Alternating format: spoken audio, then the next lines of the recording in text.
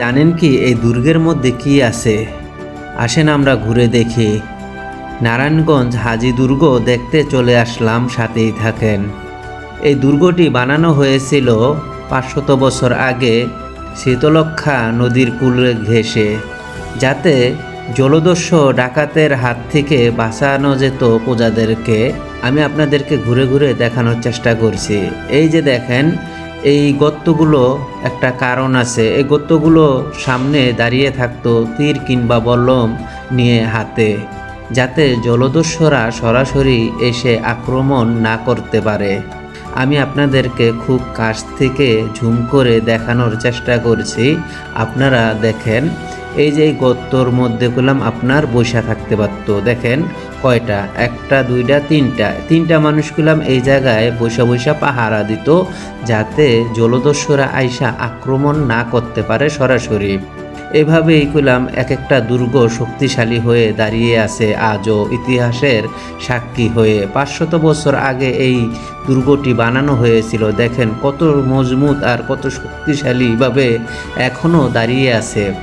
আপনারা চাইলে এই দুর্গটি ঘুরে দেখতে পারেন। প্রাচীন ইতিহাসগুলো দেখলে আপনারা খুবই মনোমুগ্ধভাবে চেয়ে থাকতে হবে, কেননা সেই আমলে কারুকাজগুলো খুবই সুন্দর আর খুবই শক্তিশালী এবং ছিল।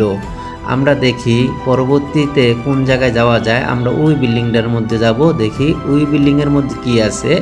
আমি উপরের থেকে করলাম আপনাদেরকে একটু ঘুরিয়ে দেখানোর চেষ্টা করতেছি। দেখেন চারিদিকটা করলাম এখন জঙ্গলে বইরা গেছে গা।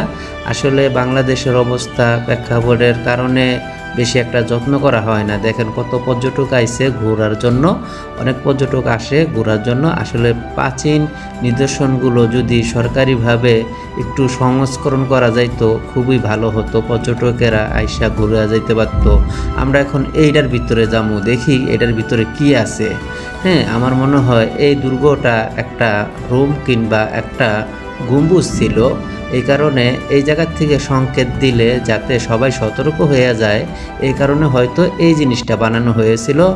এখন আমরা এটার ভিতরে যাবো, দেখি এটার ভিতরে কি আছে। আমরা বললাম সাথেই থাকবেন। হ্যাঁ, আমরা ঘুরে ঘুরে দেখি যে এখন আমি ভিতরে যাচ্ছি। আসলে এটার ভিতরে কি আছে একটু দেখি। হ্যাঁ, এই যে দেখেন একটা বিশাল বড় একটা খাম্বা দেখা যাইতেছে, আর উপরে দেখেন সাদা সলক হয়তো মিনারের মতো, সেটা বললাম এখন নষ্ট হয়ে গেছে গা।